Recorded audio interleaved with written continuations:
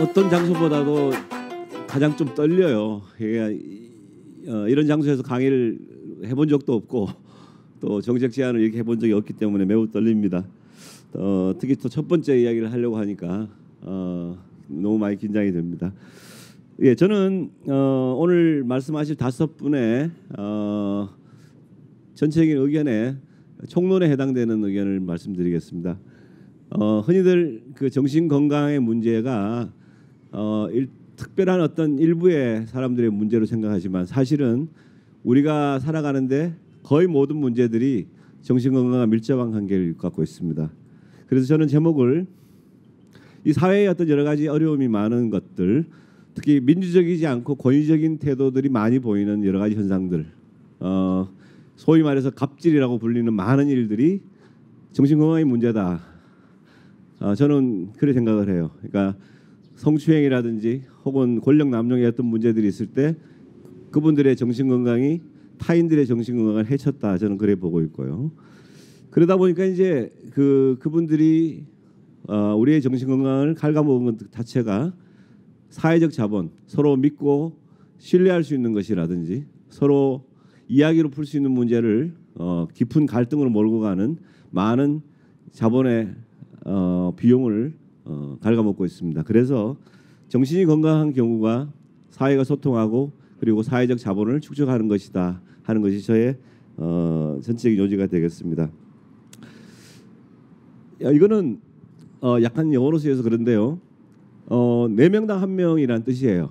그러니까 여기 계신 분들이 4명당 1명은 다 정신 건강에 현재 앓고 계시거나 아니면은 과거에 앓으셨거나 앞으로도 앓으실 확률이 있는 겁니다. 4명당 1명이니까 매우 많은 겁니다.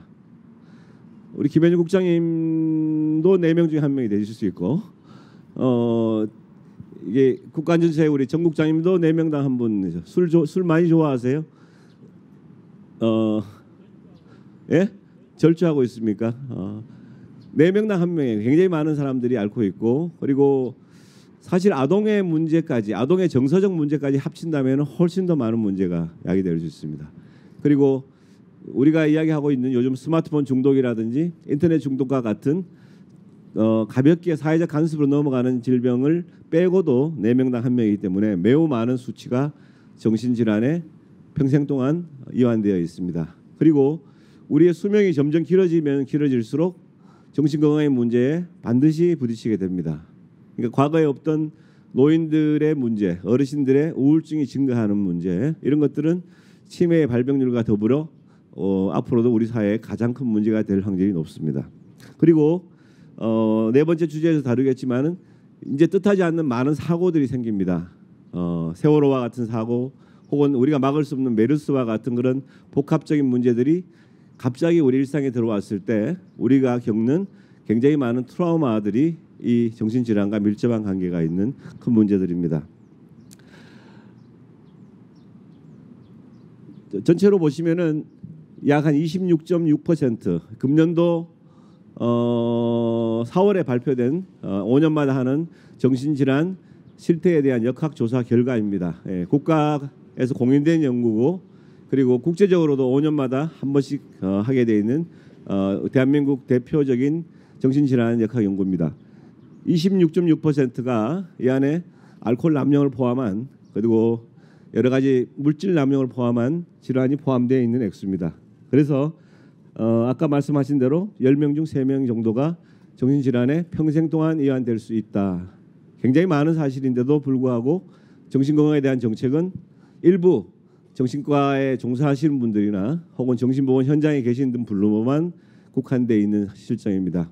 그리고 이번에 문재인 대통령의 제1호 공약인 치매 지원센터라고 불리는 것은 정신건강의 문제와 별도로 뛸 수 있는 게 아니에요.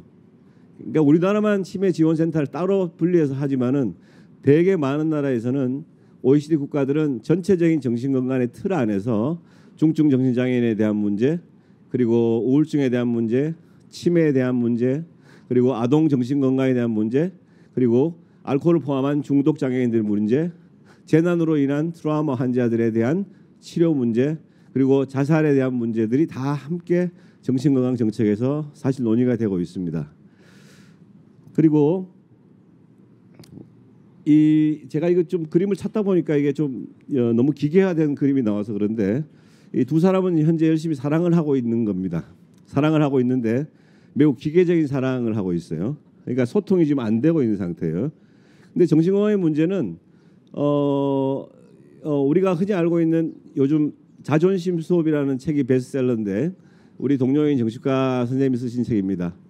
자존심의 문제 혹은 자존감의 문제 이런 것들이 정신건강의 가장 이슈가 되는 사회소통의 문제와 밀접한 연관을 가집니다. 그래서 흔히들 주변에 소통이 이루어지지 않는 많은 사람들의 문제는 서로가 서로를 불신하거나 그리고 서로를 믿지 못하는 것 그리고 자기 마음을 열등감 혹은 남에게 내세웠을 때 그거로부터 무시당하지 않을까 하는 그런 많은 자존감에 대한 문제들이 정신건강과 밀접한 관계가 있습니다. 그래서 특히 이 광화문 광장은 작년부터 금년도에 이르기까지 수많은 국민들이 나와서 자기 자신에 대한 표현을 한 곳이에요.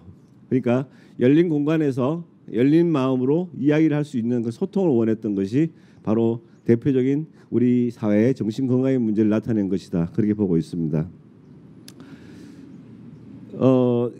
제가 사회 경제적 지표란 말을 썼는데요. 정신건강의 문제는 보건복지의 문제입니다. 원래는. 그런데 이거는 다시 뒤집으면은 국가 생산력의 문제가 되기 때문에 사회 경제적 지표가 되는 겁니다.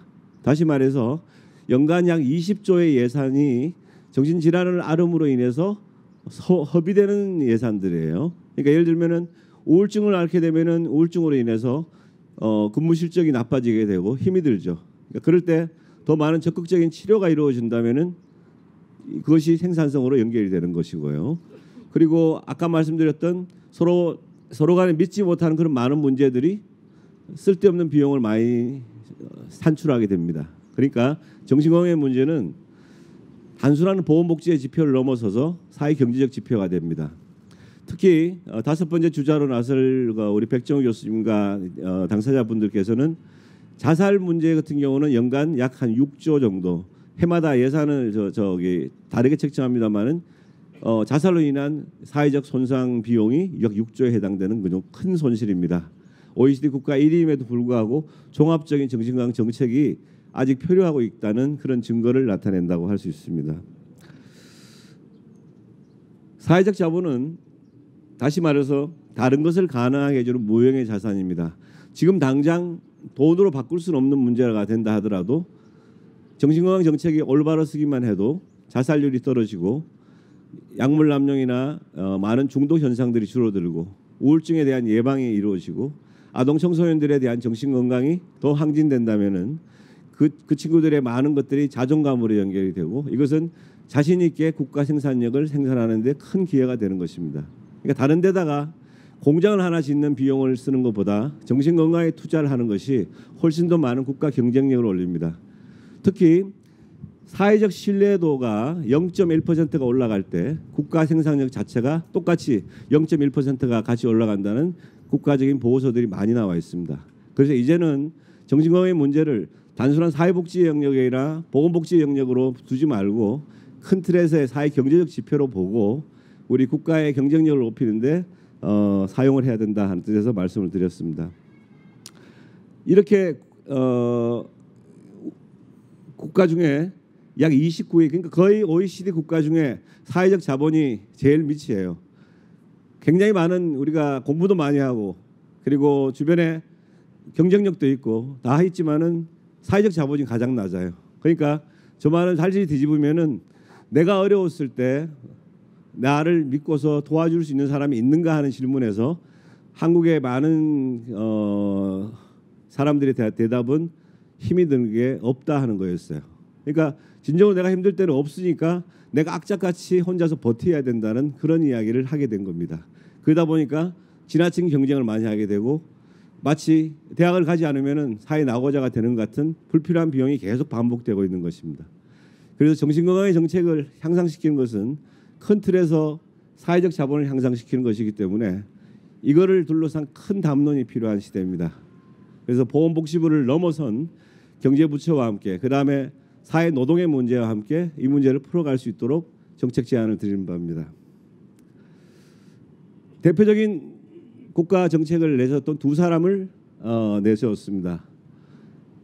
공교롭게도 둘 다 민주당 정부 때인데요. 미국에서 실제로 미국의 정책을 할 때 케네디 대통령은 정신보건센터라고 하는, 우리 한국에도 있습니다만은 많은 정신보건센터를 건립하는데 크게 기여를 했던 대통령이었고요. 두 번째는 그 법을 이어받아서 15년 뒤에 다시 사장되어 있던 미국의 정신보건센터 건립법을 다시 추진한 대통령이 바로 카터 대통령입니다.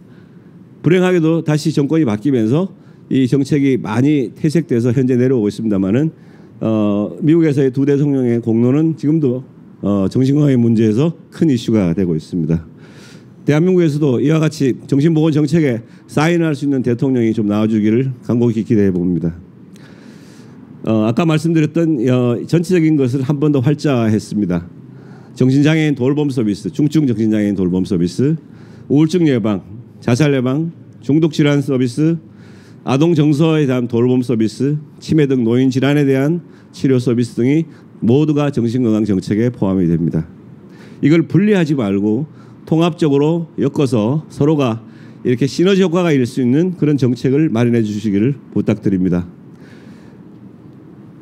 이와 같은 종합적인 것을 그냥 가칭 국가정신건강위원회라는 말을 써봤습니다. 한 부서에 국한된 것이 아니고 여러 개의 부서에 걸쳐서 이 문제가 해결돼야 된다.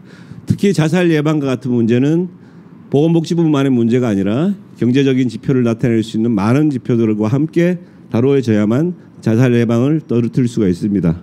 그렇기 때문에 큰 틀에 국가정신건강위원회를 실질적으로 활동할 수 있는 위원회로 제안을 하고, 이 설립을 통해서 국가적인 종합대책 수립이 이루어지고 이를 실천할 수 있는 많은 전문가들과 당사자들의 활동을 보장해 줄 수 있는 국가정신건강위원회 설립을 적극 정책 제안을 드리는 바입니다. 이상 발표 마치겠습니다. 감사합니다.